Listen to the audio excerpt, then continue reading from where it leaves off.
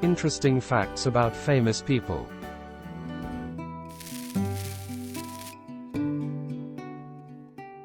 Most historically accurate westerns.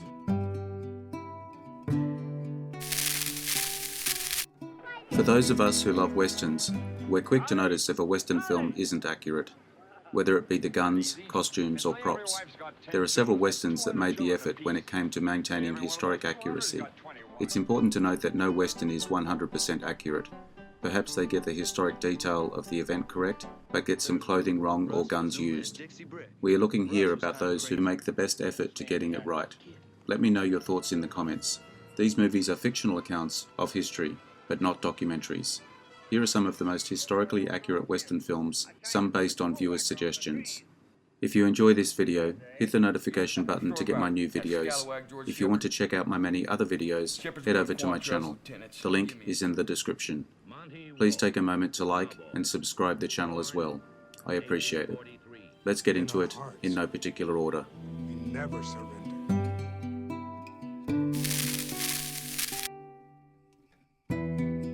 Cimarron, 1931. Director, Wesley Ruggles.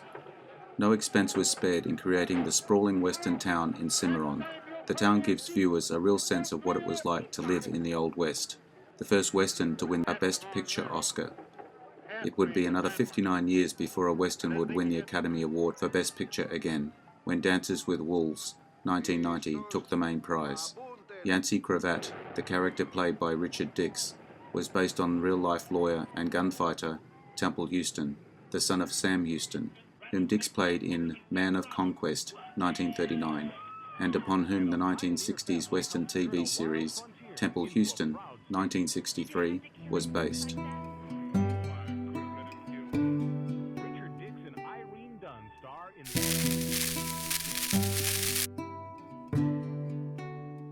Bringham Young, 1940. Director, Henry Hathaway. The true story of famous Mormon leader Brigham Young and his battle to transport his people across the Rocky Mountains to settle in Salt Lake City. The plot focuses on two of his people, Jonathan Kent and Zena Webb, and the hardships they face along the way. This western flick had the advantage of being filmed in 1940, when it was still possible to easily access authentic props, clothes and wagons. The quality of Brigham Young is so incredible that some people actually believe that the still shots from the movie are old historical photos.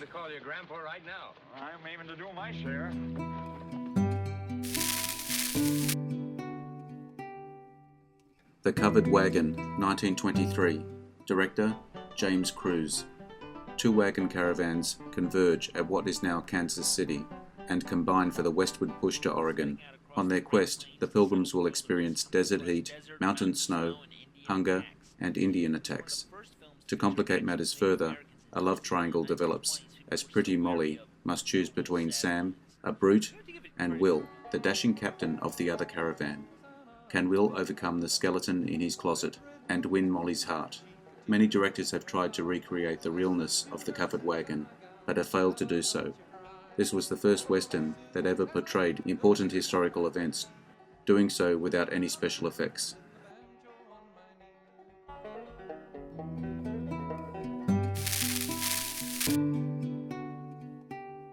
The Culpeper Cattle Company, 1972. Director, Dick Richards.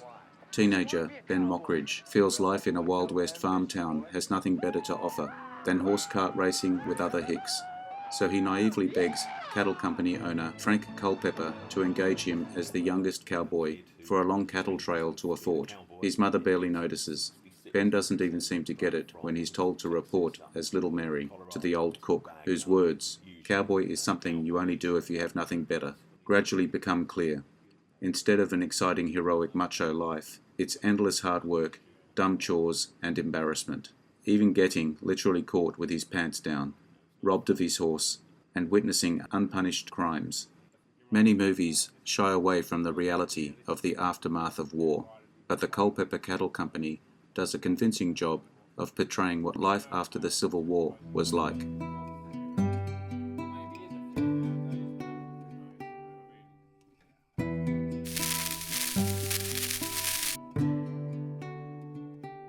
The Iron Horse, 1924. Director, John Ford. Springfield, Illinois. Brandon, a surveyor, dreams of building a railway to the west, but Marsh, a contractor, is skeptical. Abraham Lincoln looks on as their children. Davy Brandon and Miriam Marsh play together. Brandon sets off with Davy to survey a route. They find a pass, which will cut 200 miles off the expected distance, and they are set upon by a party of Cheyenne. One of them, a white renegade with only 2 fingers on his right hand, kills Brandon and scalps him. Davy buries his father. Years pass. In 1862, Lincoln signs the bill authorizing construction of the Union Pacific and Central Pacific Railways. Marsh is principal contractor, and Miriam is engaged to Jessen, the civil engineer. Crews of Chinese, Italians, and Irish work to build the railway while resisting Indian attacks. When the payroll train is delayed by an Indian ambush, the Italians go on strike. Miriam persuades them to return to work. Marsh needs to find a shortcut through the Black Hills to finish on time. He needs to shorten the route by 200 miles. Borman, the biggest landowner, wants the route to stay the same, through his land. Marsh has entrusted Jessen with finding the new route. Bowman has Ruby, a saloon girl, persuade Jessen to do otherwise. Davy, now a Pony Express rider, recalls his father's discovery. He sets off to find the pass. He goes alone, except for Jessen. This silent film used expansive backgrounds to realistically show what the landscape would have looked like during the time period the story is set in.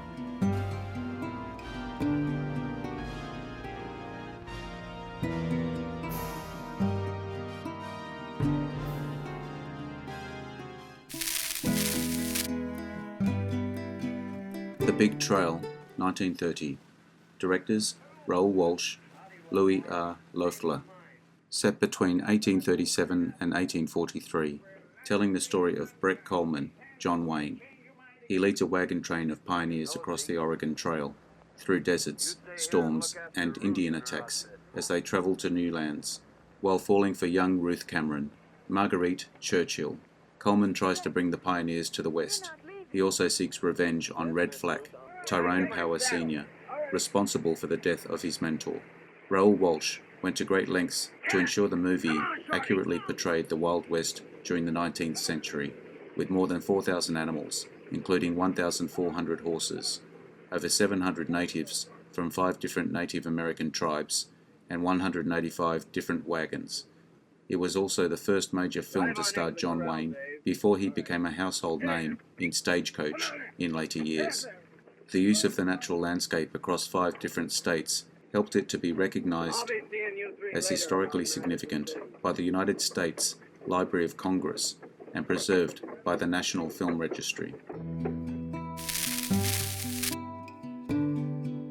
The Assassination of Jesse James by the coward Robert Ford, 2007. Director Andrew Dominic. A modern-day Western classic, it dramatizes the personal relationship between historic outlaws Jesse James, Brad Pitt, and Robert Ford, Casey Affleck, over the last 7 months in the life of Jesse James. The story follows how Robert Ford idolizes the famed outlaw and aspires to join his gang. As time passes, Ford becomes disenchanted with James and decides to be the one who brings down his mentor. The movie received high praise for its portrayal of James and Ford's relationship, cinematography, and its realism of the lives of the real-life outlaws living in the 1880s. Both Pitt and Affleck received many nominations for their performances. Monty Walsh, 1970. Director, William A. Fracker. Nothing lasts forever, as this 1970 Western shows. Monty Walsh, Lee Marvin, and his partner, Chet Rollins, Jack Palance, find themselves at the exit of the Wild West. Unsure of their purpose or futures, trying to settle in the town of Harmony with old friends and try to establish new lives. Starting a new life is never easy. Monty and Chet struggle with letting go of the lives they once knew. A softer take on life in the West, showing how railways and business wiped out the need for cowboys. Chet points out to Monty, nobody gets to be a cowboy forever. The lives they know and love are dying out. The sad reality of the movie is it depicts how all eras, especially life in the Old West, must come to an end. an excellent job of comparing the real-life decline of the Wild West and the outlaw way of life.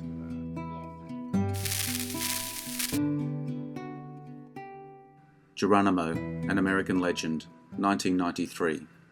Director, Walter Hill. Wes Studi takes on the role of the legend Geronimo in Walter Hill's biopic.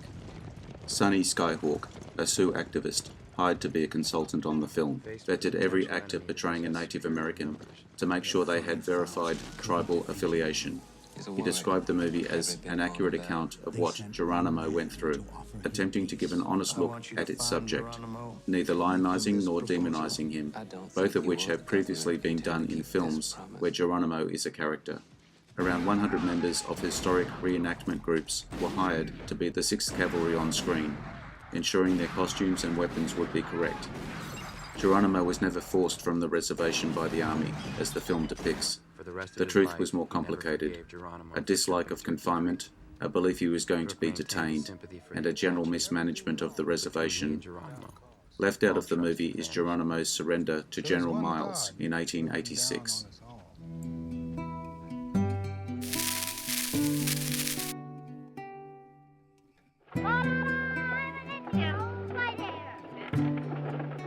Howdy! Howdy! Any women? Oh, we can get them. Women convert easy. And say every wife's got 10 children. That's 200 children apiece. And say every one of those 200 has got 20 wives.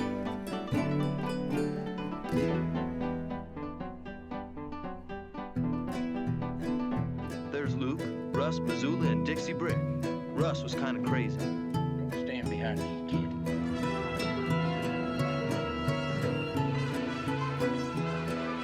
I hope you enjoyed the video. Let me know what you think in the comments.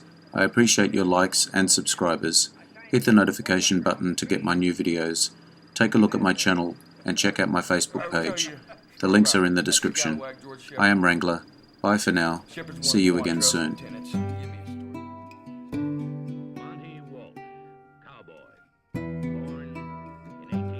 Killed her and my 2 little girls. But in our hearts, never surrender.